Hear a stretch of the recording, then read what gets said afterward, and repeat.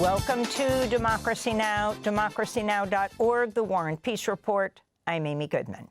Iran's Revolutionary Guard fired a barrage of missiles and drones at Kuwait and Bahrain, striking a terminal at Kuwait's international airport, killing one person and wounding at least 60 others. The attacks came after the U.S. carried out strikes on Iran's Qeshm Island. In an interview with the New York Post, President Trump said the Strait of Hormuz, quote, could be closed through Labor Day. Meanwhile, Secretary of State Marco Rubio told Congress Tuesday that Washington will not lift sanctions on Tehran in exchange for reopening the Strait of Hormuz, and insisted any sanctions relief is contingent on Iran surrendering its enriched uranium. Iran's chief negotiator also warned if Israel's assault on Lebanon continues, Iran will not only walk away from negotiations with Washington, but will move into direct military confrontation with Israel. It comes as the Treasury Department announced a new round of sanctions targeting 4 Iranian cryptocurrency exchanges. Israel killed at least 8 people in southern Lebanon Tuesday, including 2 children and their father. The strikes hit multiple villages in Tyre. Israeli bombs hit buildings next to Jebel Amel Hospital, killing 4, wounding 127, including hospital staff. This is a Lebanese mother whose newborn son was in an incubator in the hospital. My son is here in an incubator. He was born 13 days ago, and he's been here in the incubator for 9 days. I came here, breastfed him, and went to Burj El Shmali. My husband and I heard about the strike and rushed here. The whole hospital was damaged. I ran straight here to see my son, and thank God I found him okay. In Gaza, Israeli forces killed at least 4 Palestinians in separate strikes across the besieged Strip Tuesday. An airstrike on a vehicle east of Deir al-Balah killed 1 person, wounding 4 others. This is an eyewitness. This person is a civilian. He has nothing to do with anyone. He went out to fill up some gas. When I ran in the direction of the car to see if there was anyone injured so we could rescue them, I personally picked up pieces of his skull, pieces of his head, and pieces of his flesh from the ground. A message to the world: if you stay silent like this, we will not remain. Since last October's U.S.-brokered so-called ceasefire, Israel's killed some 930 Palestinians in Gaza. President Trump has named MAGA loyalist Bill Pulte as acting director of national intelligence, replacing Tulsi Gabbard, who announced her resignation in May. Pulte has no known background in intelligence. He'd been serving as director of the Federal Housing Finance Agency, where he used his position to join Trump's campaign of retribution against his political enemies by making criminal referrals over claims of mortgage fraud. Among those targeted were California Senator Adam Schiff, New York Attorney General Letitia James, and Federal Reserve officials Jerome Powell and Lisa Cook. The Pentagon's hired a convicted January 6 rioter to a counterterrorism role in its Special Operations and Low-Intensity Conflict Office, which manages highly classified military operations. 24-year-old Elias Irizarry has no background or career experience in counterterrorism. In 2022, he pleaded guilty to a federal misdemeanor charge of entering and remaining in the Capitol during the January 6th insurrection when he was just 19 years old. He was among more than 1,500 rioters who received pardons or saw their sentences commuted on Trump's first day back in office. Acting Attorney General Todd Blanche, who was previously President Trump's personal lawyer, announced Tuesday he's killing the $1.8 billion slush fund for Trump's allies, telling a House Appropriations Committee, quote, "We're not moving forward with the fund, period," unquote. Blanche clarified that only the fund was being scrapped. The rest of the settlement between Trump and the IRS over the leaking of his tax returns remains in force. The settlement includes a sweeping addendum that permanently bars the IRS from investigating Trump, his family, and their businesses. This is Democratic Congressmember Rose DeLauria. We have had a ton of backlash on this on this $1.8 billion slush fund. However, so we'll not move on that, but as part of the settlement, which you've said, which is this immunity for the president and his family and his business, etc., that stands.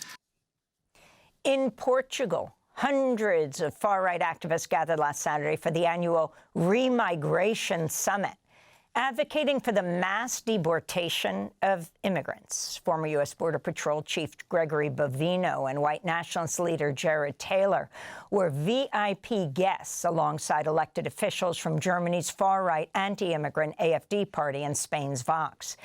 In an interview ahead of the event, Bovino cited Nazi Germany's lead general Erwin Rommel as an inspirational figure. At the summit, Bovino said, quote, "If there is inspiration gained from the U.S. Border Patrol model and method, then fantastic," unquote. Bovino was fired after immigration agents under his command killed 37-year-old VA nurse Alex Preti in Minneapolis. New Jersey's Attorney General Tuesday filed a lawsuit against the private prison company Geo Group operating the ICE jail known as Delaney Hall. The lawsuit alleges Geo Group violated state law by blocking inspectors from the facility's medical units, sleeping quarters, and bathing areas during a visit last Friday. New Jersey's Governor Mikey Sherrill said in a statement, quote, "If the Geo Group, with a $1 billion government contract, has nothing to hide, and the conditions inside Delaney Hall are as safe and as sanitary as this private corporation and the Trump administration claim, then there is no legitimate reason why my health inspectors are being kept from full access throughout the building," unquote. The city of Newark already filed a lawsuit in April against the Geo Group. At a news conference on Monday, Newark Mayor Ross Baraka said they will expand that litigation to call for Delaney Hall's closure. Mayor Baraka also announced he's lifting the nightly curfew around Delaney Hall. It comes as hundreds of immigrants detained at the ICE jail are continuing their hunger and labor strike. The Supreme Court ruled Tuesday Alabama can use a new congressional map which removes one of two House districts represented by a black Democratic Congress member. The ruling means Alabama's midterm elections will feature 6 Republican-leaning districts and only one Democratic-leaning one. In her dissent, Justice Sonia Sotomayor wrote, quote, "Now the court is squarely faced with a record of the turmoil it's caused and the harm it's wrought. Yet just as Alabama doubled down on racial discrimination, the court today doubles down on chaos," she said. The Alabama case follows the Supreme Court's recent decision gutting the Voting Rights Act, which prompted several southern states to redraw their congressional maps to favor the Republican Party. Veteran 60 Minutes correspondent Scott Pelley was fired by CBS News Tuesday, one day after he publicly confronted the show's new management at a staff meeting meant to introduce newly appointed executive producer Nick Bilton, who's a tech journalist installed by CBS's editor-in-chief Barry Weiss. At the meeting, Pelley said about Weiss, quote, "She's murdering 60 Minutes. She does not love this place. She was brought in to kill it, and she's been doing exactly that," unquote. Pelley, who spent 37 years at CBS News, wrote in a statement after his firing, quote, "The leadership of 60 Minutes is no longer recognizable. The principles I hold dear are gone, and so I must leave as well," unquote. This follows Stephen Colbert's ouster from CBS, who President Trump had repeatedly called to be fired. CBS's parent company, Paramount Skydance, is currently attempting to acquire CNN's parent company, Warner Brothers Discovery, which also owns HBO, which requires Trump's FCC for approval. Paramount is owned by Trump allies, the billionaire Larry Ellison and his son David Ellison. And millions of voters across 6 states headed to the polls Tuesday for primary elections ahead of key House, Senate, and governor races in November. In California, 61 candidates were on the ballot in a crowded race to replace outgoing Governor Gavin Newsom. Under California's so-called jungle primary system, the two top vote-getters, regardless of party, advanced to the general election. With just over half the ballots counted, MAGA-supporting Republican Steve Hilton is leading the field. Behind him is California Attorney General Javier Becerra, a Democrat who served as Health and Human Services Secretary under President Biden. Currently in third place, Democrat Tom Steyer, the billionaire hedge fund manager turned environmental philanthropist who supports a billionaire's tax and has advocated for single-payer health care. In Los Angeles, incumbent Mayor Karen Bass will advance to a runoff election in November as she seeks a second four-year term. With about a third of ballots yet to be counted, reality TV star Spencer Pratt is in second place with 29% of the vote. L.A. City Councilwoman Nithya Raman is in third with 21%. In New Mexico, former Interior Secretary Deb Haaland has won the Democratic gubernatorial nomination. She's a member of the Laguna Pueblo, could become New Mexico's first woman indigenous governor. In Iowa, State Representative Josh Turek has won the Democratic nomination in the race to succeed retiring U.S. Senator Joni Ernst, a Republican. Turek is a former Paralympic gold medalist who had the endorsement of establishment Democrats, including Senate Minority Leader Chuck Schumer. He defeated progressive Democrat Zach Walz. Meanwhile, Iowa Republicans have selected farmer Zach Lane as their party's gubernatorial candidate. Lane narrowly defeated President Trump's pick in the race, the far-right Congress member Randy Feenstra, who Trump described as MAGA all the way.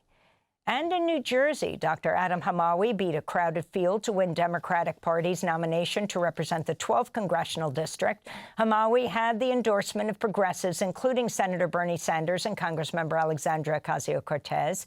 Hamawi is a former U.S. Army surgeon who in 2024 volunteered with other doctors in the Gaza Strip, where he treated some of the most horrific injuries caused by Israel's assault on Palestine.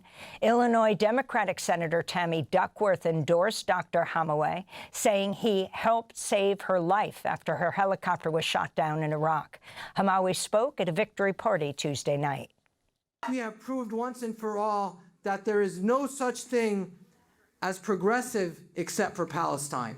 I will fight for health care, not bombs. To abolish ICE. And to unrig this economy once and for all. And those are some of the headlines. This is Democracy Now!, democracynow.org, The War and Peace Report. I'm Amy Goodman. Thanks for watching Democracy Now! On YouTube. Subscribe to the channel and turn on notifications to make sure you never miss a video.